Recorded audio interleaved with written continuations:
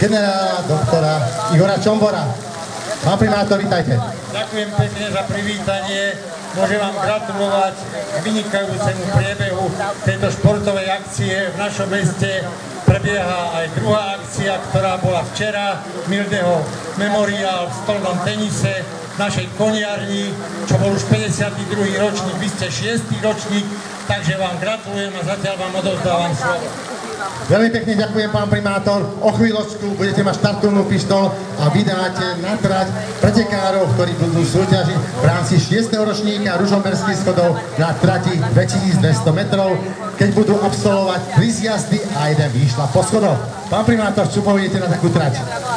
Tá trať je jedinečná, to znamená, že tie kategórie verejné preteky vo všetkých mládežníckych, detských kategóriách aj dospelých je pekná vec, ale ružomberské schody je ešte krajšia vec, lebo takúto trasu si nemôžu dovoliť vymyslieť v nejakom inom meste, lebo nemajú toľko schodov a v takých vzdialenostiach, ako máme my tu v Ružomberku. Presne tak, pán primátor, je to ojedinelá akcia na Slovensku. Nikto sa nemôže píšiť takou traťou, akú môže vymyslieť iba Ružomberok.